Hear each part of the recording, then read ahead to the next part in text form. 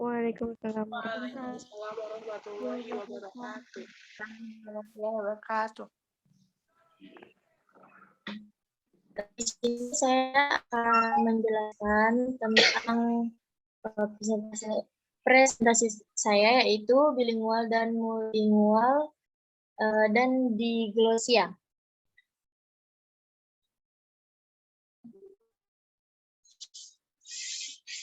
The definition of multilingualism, there are some opinions.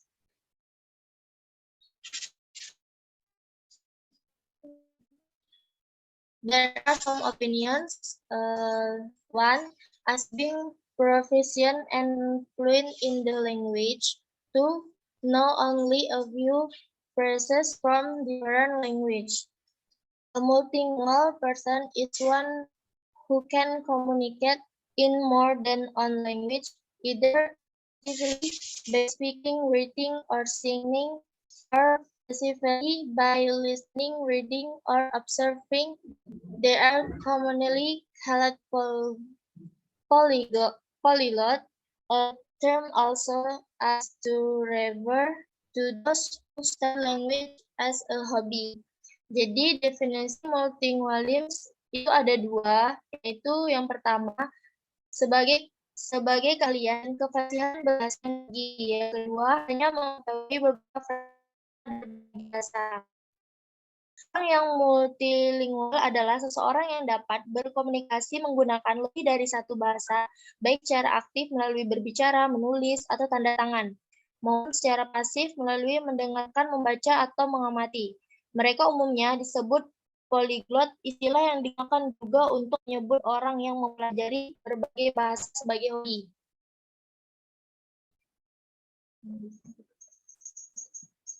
The definition of bilingualism. The term is relative science, also called multilingual. Boundaries are arbitrary and can be almost uncertain. One, the practice of using two or more language in turns. Two, is able to us two well-defined system. Jadi definisi bilingualism itu istilah ini bersifat relatif karena batasan seorang disebut multilingual bersifat arbiter dan hampir tidak dapat ditentukan secara pasti. Yang pertama itu kedewasaan, yang ketiga itu kebiasaan menggunakan dua bahasa atau lebih secara bergantian, yang ketiga itu mampu menggunakan dua sistem kode secara baik.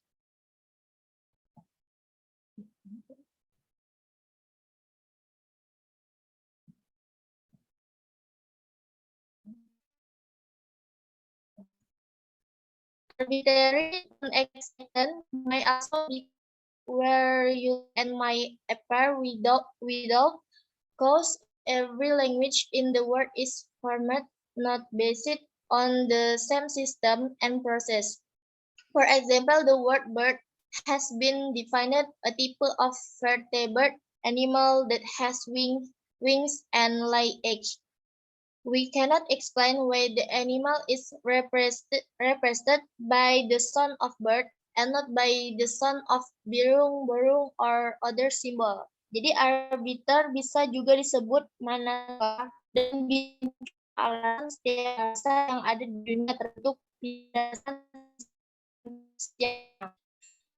kata burung yang didefinisikan sejenis binatang vertebrata yang mempunyai sayap dan bertelur. Kita dapat menjelaskan apa binatang tersebut dilambangkan dengan bunyi burung atau bukan berbunyi birung, borung, atau lambang lainnya. The definition of diglosia, a situation of language relative stability where there are only a number of major dialects, more exact, major variants of language that is another.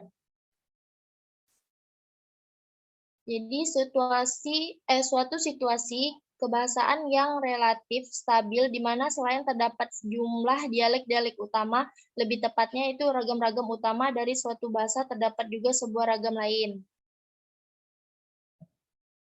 Cause for the fusion of language itu ada 3, yaitu 1. Migration, 2. Colonization, 3. Acculturation. Yang pertama yaitu migrasi, penjajahan, dan akulturasi. Okay, thank for participating. Please those who wish to ask must according to what is presented. Silakan kepada yang lain jika ingin bertanya dengan apa yang sudah saya presentasikan. Mungkin sekian dari saya. Saya ingin bertanya, boleh? Ya, silakan Izat. Maaf kalau ada suara bising ini. Langsung aja, maksud dari migrasi itu apa ya? Itu aja. Apa Zat? Boleh diulang Maksud dari, suara? maaf, maksud dari bahasa itu bercampur akibat migrasi itu maksudnya apa begitu? Migrasi yang satu itu maksudnya apa? Itu saja.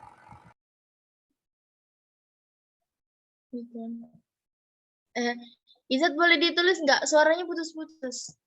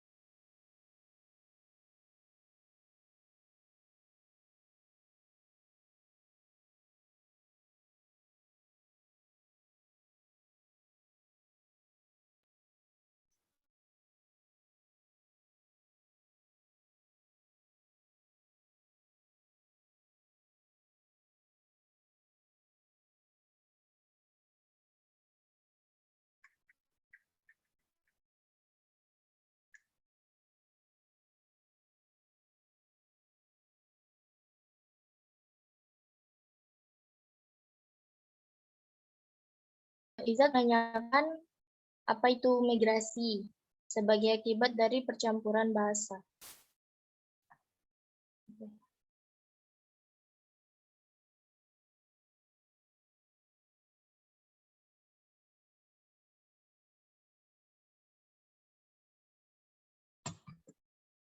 Mungkin ya pendapat dari kakak, karena maaf kalau misalnya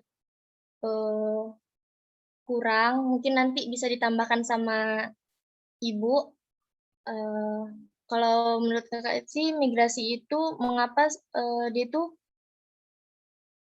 maksud Ida tuh sebagai akibat percampuran bahasa tuh gimana ya? Maksudnya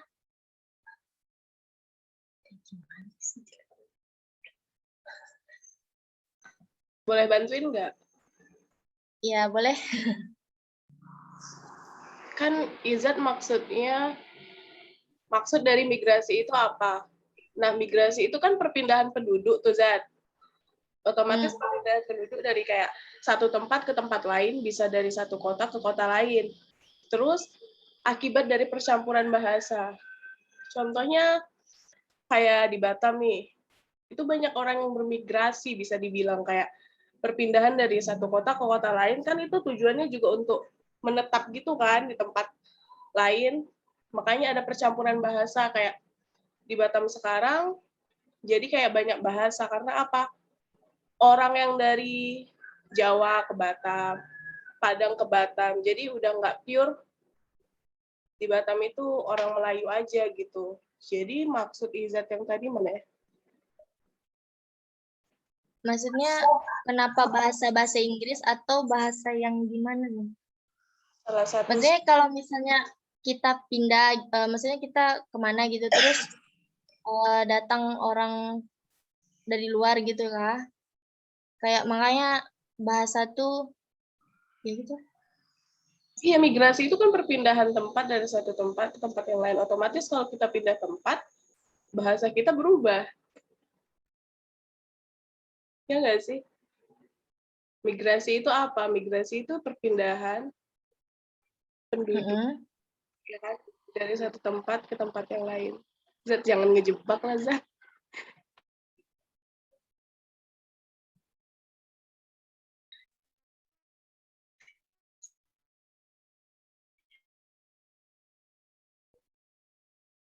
Eh,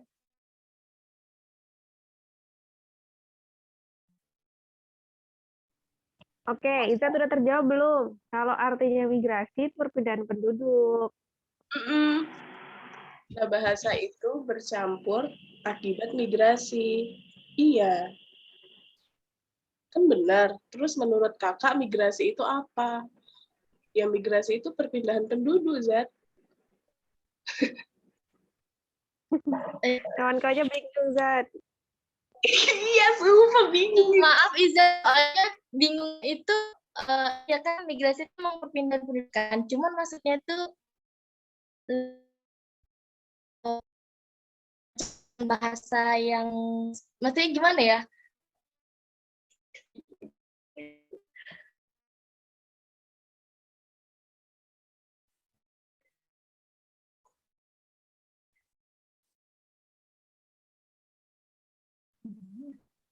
Oke, mungkin maksud Izzat gini nggak?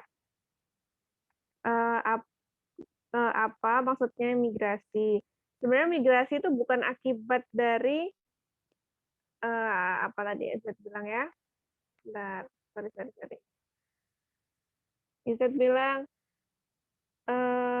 migrasi bahasa itu bercampur adalah akibat migrasi. Iya, bahasa bukan bercampur. Jadi multilingualism dan bilingualism itu adalah kemampuan seseorang untuk bisa menggunakan lebih dari satu bahasa. Kalau bilingualism itu orang bisa menggunakan dua bahasa.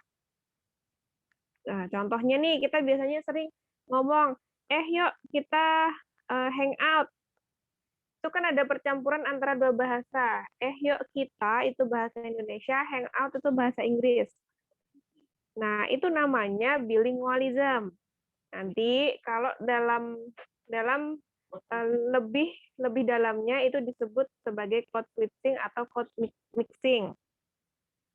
Nah, kemudian kalau multilingualism itu penggunaan lebih dari dua bahasa. Contohnya tadi ada yang di chat itu tadi ada yang menggunakan bahasa Jepang tuh. Dia bisa tiga bahasa, bahasa Indonesia, bahasa Inggris, dan juga bahasa Jepang. Digunakan ketika misalkan ngobrol dengan temannya dalam ketika komunikasi seperti itu. Kemudian, kenapa kok bisa seperti itu? Kenapa bisa seseorang itu bisa menggunakan lebih dari satu bahasa saja? Nah, itu disebabkan salah satunya karena imigrasi itu, Izat. Jadi, kita tinggal di Indonesia, tapi kenapa kita bisa mengenal bahasa Jepang, kita bisa mengenal bahasa Inggris?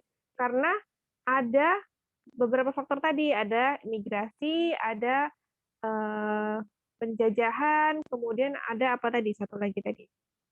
Ada tiga tadi. Nah, migrasi itu perpindahan penduduk. Nah, itu mungkin dari orang-orang dari Inggris dulu ada yang pernah datang ke Indonesia. Jadi menggunakan bahasa Inggris di Indonesia sehingga orang Indonesia mendengar dan menggunakan bahasa serupa. Contohnya apa? Contohnya kalau di Jawa itu ada namanya poro. Poro itu kalau kata kakek saya, kenapa kok poro itu garpu? Saya nanya, kenapa kok namanya jadi poro? Padahal bahasa Indonesianya garpu. Kata kakek saya dulu itu orang Jawa itu mendengar dulu orang Inggris sering bilang poro, poro, fork. Nah, ternyata ketika saya belajar bahasa Inggris itu adalah maksudnya fork. Garpu itu fork. Tapi orang Jawa dengarnya poro. Jadilah bahasanya berubah gitu. Jadi mungkin teman-teman kalau ada beberapa bahasa di Melayu yang nampaknya aneh, mungkin mereka dulu mendengar dari bahasa asing, tapi mereka mendengarnya tidak sempurna. Seperti fork itu tadi, fork orang Inggris bilang, tapi orang Jawa dulu mendengarnya sebagai poro. Jadilah garpu di Jawa itu namanya poro. Gitu. Izat sudah jelas?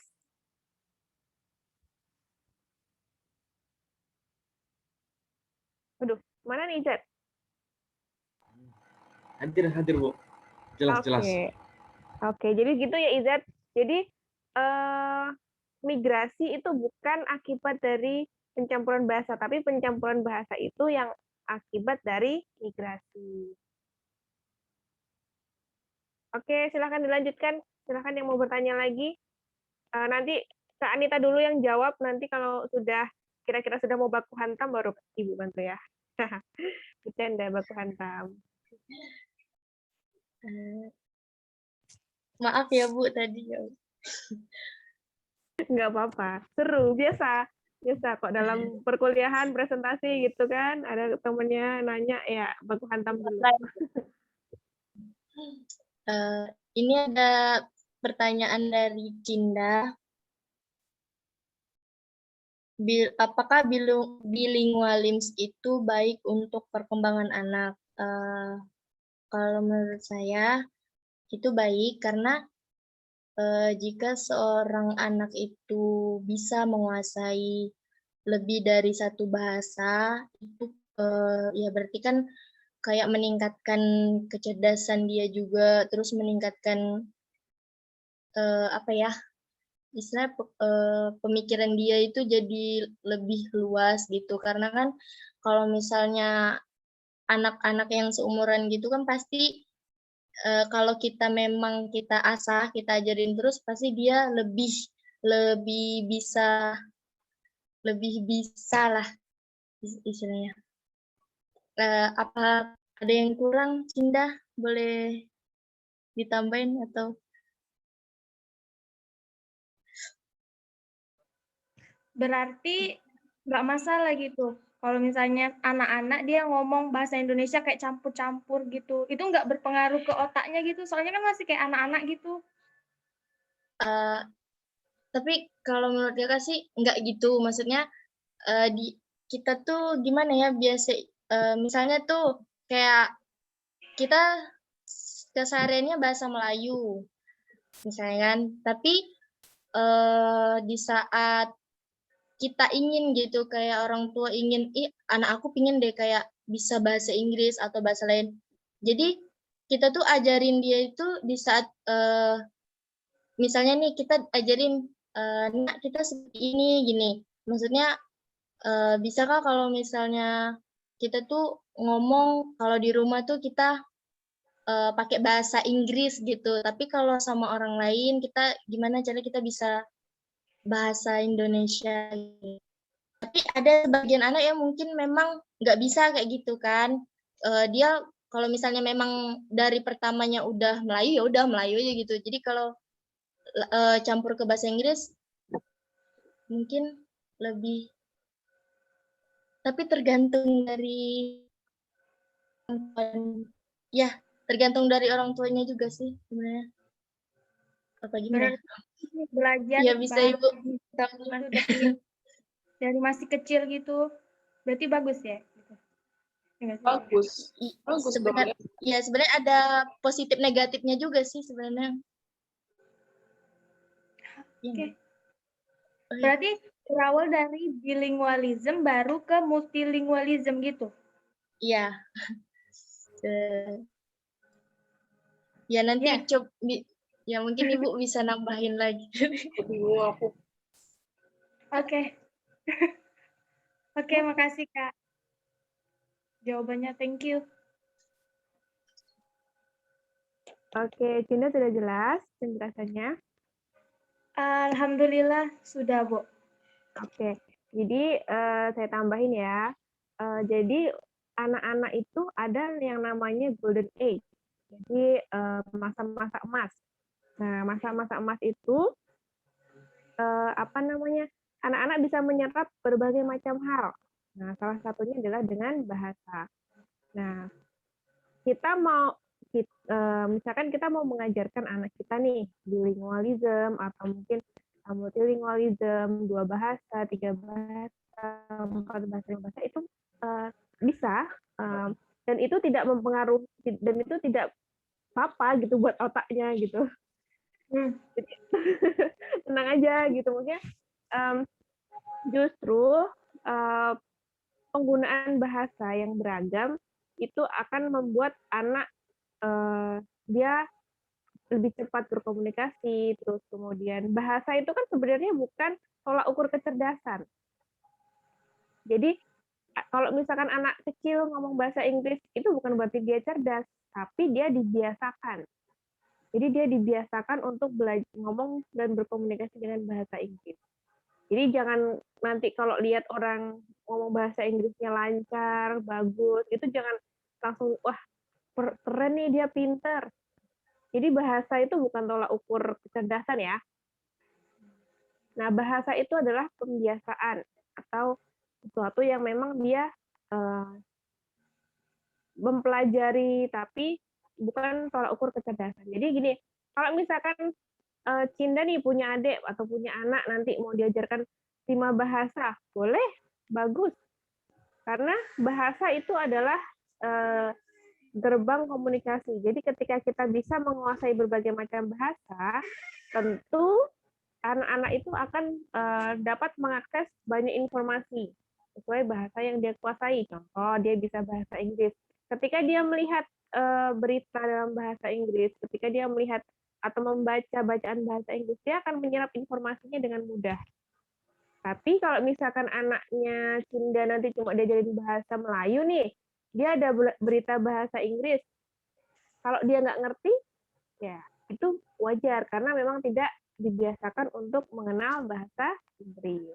Seperti itu. Jadi nanti itu ada, kalau nggak salah ya, kalau di saya dulu ada namanya Children Language Acquisition. Jadi pendapatan sih. Jadi dia akan kita belajar tentang bagaimana anak-anak itu belajar bahasa, mulai dari golden age atau dari jadi masa-masa emas anak itu adalah di 1000 hari pertamanya, mulai dari dalam kandungan. Jadi kalau Anita nih nanti anaknya mau dibiasakan dengan bahasa Inggris atau mungkin dengan bahasa lain, nanti dari dalam kandungan tuh udah diajak ngobrol tuh dengan bahasa-bahasa sudah dikenalkan seperti itu. Jadi aman ya, belajar bilingualisme, multilingualisme untuk anak-anak itu sangat aman dan sangat bagus karena kalau bahasa kan cuma pembiasaan ya, jadi tidak menekan anak. Kalau misalkan anaknya tidak mau, tidak suka belajar bahasa itu, tidak suka dibiasakan bahasa itu, ya itu oke. Tapi anak-anak itu penyerapannya sangat cepat. Jadi ketika orang tuanya biasa ngomong bahasa Inggris, ya dia akan secara otomatis gitu.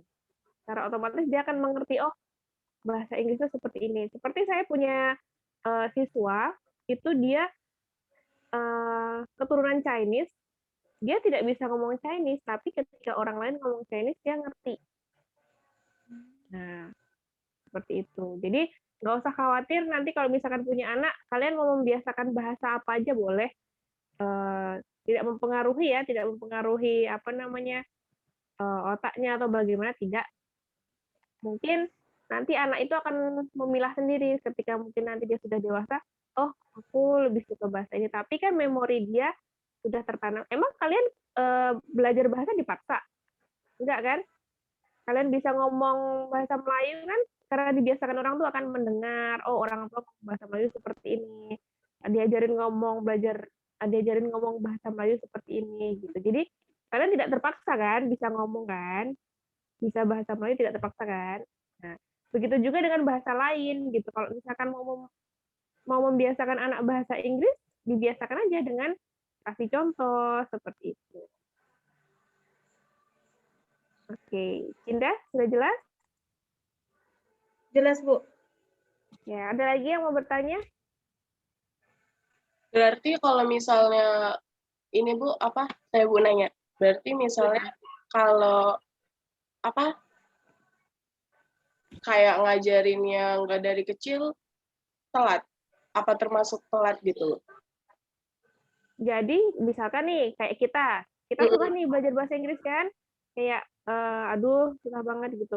Karena memang kita sudah bisa dibilang terlambat, tapi bisa juga dibilang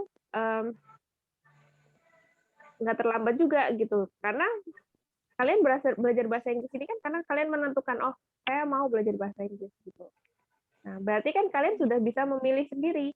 Oh, selain bahasa Melayu, selain bahasa Indonesia, selain ini, saya punya ketertarikan sendiri terhadap bahasa Inggris. Bisa dibilang terlambat juga karena apa? Karena kecerdasan otak anak itu kan masa-masa emasnya kan ada di waktu dia masih kecil ya. Nah, kalau dokter bilang 1000 hari pertama kehidupan. Nah, jadi kalau memang mau maksimal ya di waktu-waktu itu, di masa golden age itu gitu. Kalau memang sekarang baru mulai belajar, terlambat iya, tapi ketika kita belajarnya karena kita tahu, kita butuh, kita mau belajar bahasa Inggris, ya walaupun terlambat kita akan tetap bisa gitu. Nah, jadi gitu ya. Nanti kalau eh, cita-citanya anaknya pengen bisa bilingual atau bisa multilingual, berarti diajarkan di 1000 hari kehidupan pertama anak, gitu, supaya lebih maksimal. Seperti kalian sekarang misalkan tinggal di Australia, tinggal di Inggris, pasti kalian akan tetap mengingat bahasa Melayu, gitu. Tidak akan pernah apa ya, tidak akan pernah lupa lah dengan bahasa pertama kalian, gitu. Jadi sama aja, mau bahasa apapun yang kalian terima dari ketika kalian kecil, nah itu yang akan melekat pada diri kalian. Gitu. Tapi kalau udah telat Jelas? gitu, tapi kalau udah telat gitu belajarnya emang mesti kudu maksimal ya, Bu. Ya. Nah, kalau sudah telat nih, misalkan dari kecil nggak diajarin nih, maksudnya nggak dibiasakan bahasa. Kemudian nanti setelah besar dia tidak berminat belajar bahasa Inggris, ya dia akan susah gitu. Kalau misalkan teman-teman ini kan sudah telat nih, kecilnya nggak diajarin bahasa Inggris, tapi teman-teman ternyata punya ketertarikan dengan bahasa Inggris, akhirnya belajarlah bahasa Inggris sendiri, ambil ambil jurusan kuliah tentang bahasa Inggris gitu. Kalian mungkin merasa kesulitan, aduh susah nih, ini apa sih kayak gitu. Apa sih diglosia, apa sih bilingual, apa sih multilingual. Tapi karena kalian tahu dan kalian mau belajar, otomatis kalian akan berusaha kan? Berusaha sampai kalian bisa dan sampai kalian paham. Nah, itulah bedanya. Kalau misalkan nih teman-teman yang dari kecilnya nggak dibiasakan, tapi dia nggak punya minat ke bahasa Inggris, ya dia belajar yang lain gitu. Dia punya minat yang lain-lain gitu. Karena setiap orang kan punya ketertarikan masing-masing, punya kecerdasan masing-masing. Seperti itu. Ada lagi, Revita? Udah, Bu, makasih. Oke. Ada lagi yang mau bertanya? Silahkan. Bu, saya mau nanya. Siapa? Siapa nih?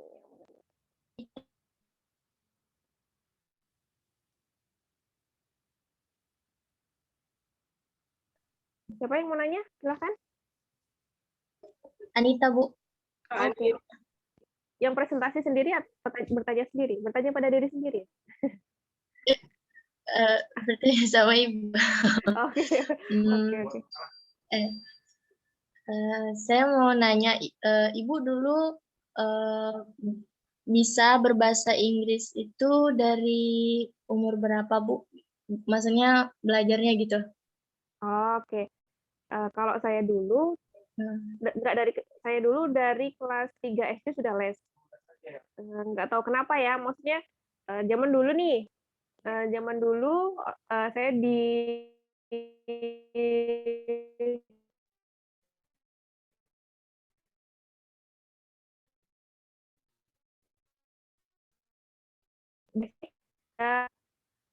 nggak tahu dulu siapa ya yang punya tuh, pokoknya di rumah kakek saya tuh ada CD Westlife. Nah itu saya sering dengerin itu. Akhirnya saya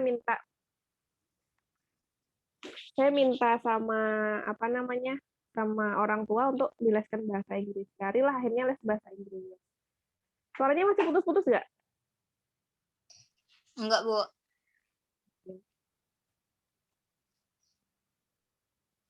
Nah, jadi gitu, saya dari kelas 3 SD sudah les bahasa Inggris. Dan memang saya lebih ke bahasa karena untuk eksak saya matematika seperti itu ya, waalaikumsalam lah nilainya, nggak usah ditanyain.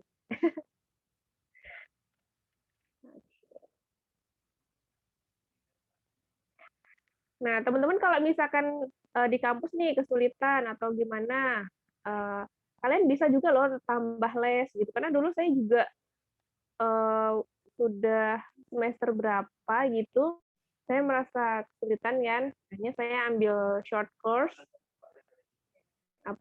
short course gitu, jadi kursus singkat.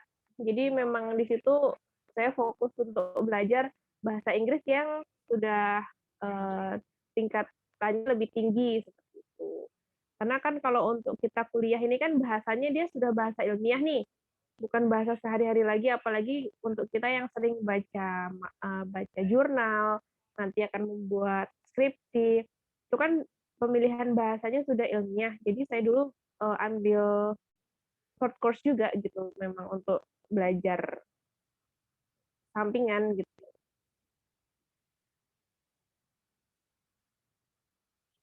Nah, teman-teman bisa memilih sih, maksudnya metode belajar bahasa Inggrisnya seperti apa, atau kalau misalkan, oh masih kurang nih speaking-nya, bisa ambil course, atau mungkin belajar sama temennya, komunikasi, maksudnya harus dipraktekin. Gitu. Jangan sampai nanti ketika kita ngajar, ketemu siswanya, siswa sekarang kan dia lebih akses untuk belajarnya lebih luas gitu. Ada internet, ada segala macam, dan dia bisa mengakses bahasa asing itu dengan mudah. Jadi jangan sampai ketika nanti teman-teman ngajar diprotes sama siswanya. Jadi calon seorang guru memang harus dipersiapkan belajar lebih keras lagi untuk penguasaan bahasa Inggris. Gitu. Oke, sudah jelas, Anita? Sudah, Bu. Nah, Anita kan udah nikah nih. Jadi nanti kalau misalkan hamil nih anaknya, kalau misalkan mau dibiasakan bahasa Inggris, nah dari dalam kandungan diajak ngobrol bahasa Inggris gitu. Oh, bisa gitu ya, Bu?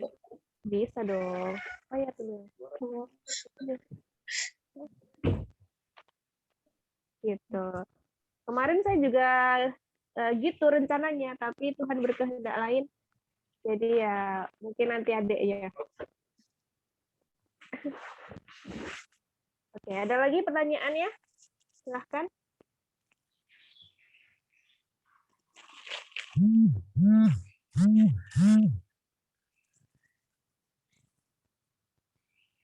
Delia kayaknya mau nanya, Bu. Belum ada nanya. Oke.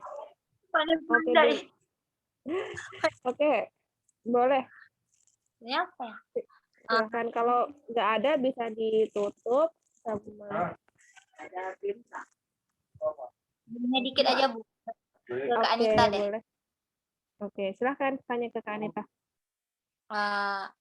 Ya, gampang aja, bagaimana tanggapan kakak misalnya nih ada mahasiswa yang emang dari kecil dia jadi kayak anak kampung, jadi bahasa Melayunya atau bahasa daerahnya itu udah toto, udah melekat, jadi dia merantau ke kota buat kuliah, jadi kan otomatis dia ngomong bahasa Indonesia dengan bahasa daerah aslinya itu kan tetap ada gitu, jadi kayak bercampur gitu. Tapi kenapa sering kali terjadi, bahkan dulu saya juga pernah mengalami kalau percampuran antara bahasa itu, bahasa yang udah kita bawa dari kecil, sama ketika kita menggunakan bahasa Indonesia di kota, sering kali dijadikan bahan lelucon. Atau contohnya kayak kita dibully, ini apa sih bahasa anak kampung gitu. Menurut Kak Anita, kenapa hal itu terjadi? Apakah pencampuran bahasa ini lucu atau kayak mana? Kita aja. Gimana? Bisa minta tolong diulangi? Oh, gini Bu, nah gimana menurut Kak Anita, kayak misalnya ada mahasiswa nih yang dari kecil udah di kampung hidupnya, udah bahasa daerahnya tuh udah melekat sekali dalam diri dia, sampai udah kayak totok kali, udah nggak bisa ditinggalin kali bahasanya karena dari kecil udah di kampung. Nah jadi ketika dia merantau ke kota untuk melanjutkan pendidikan, otomatis dia belum sempurna lah menggunakan bahasa Indonesia dan pasti ada tercampur juga dengan bahasa daerahnya atau mungkin totok-totoknya keluar gitu. Dan seringkali ini terjadi, bahkan dia sendiri juga pernah ngalamin dulu, kenapa percampuran bahasa ini antara bahasa yang dibawa dari kecil sama bahasa yang udah kita pakai di kota itu sering kali Bu dijadiin lelucon sama teman-teman yang asli emang udah kota kayak dibully gitu. Ini apa sih anak kampung bahasanya kayak gini gitu. Apakah menurut Kak Anita percampuran bahasa ini sebuah lelucon atau lucu atau kayak mana? Nah itu aja Kak.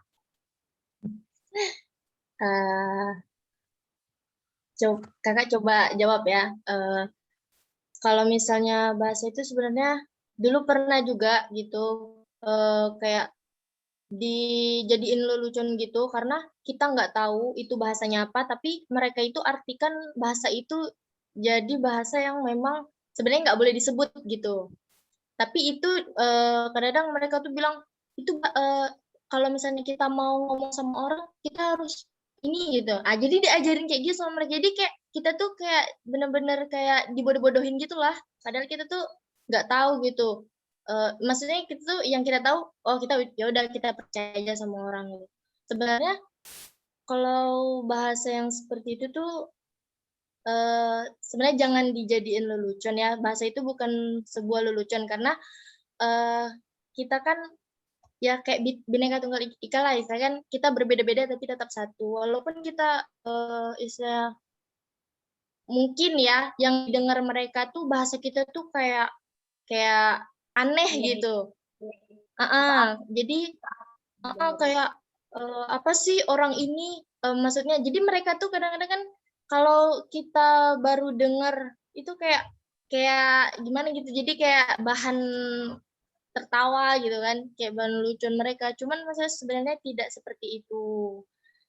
Ya seharusnya yang seperti itu mereka harus mengerti gitu. Malah lebih baiknya mereka itu mengajarin yang baik-baik lah istilahnya. Kayak kamu misalnya bahasanya apa kalau di sana gitu kan, terus kalau makan tuh bahasanya apa gitu, diajarin yang baik-baik lah. Jadi sedikit demi sedikit kan kalau orang-orang yang memang udah medok sama bahasa itu kan pasti dia bisa gitu kan, bisa ngikutin di daerah situlah intinya gitu. Jadi intinya itu bahasa itu bukan untuk jadiin kayak gitu. Menurut saya kayak itu. Mungkin ada tambahan dari Ibu lagi.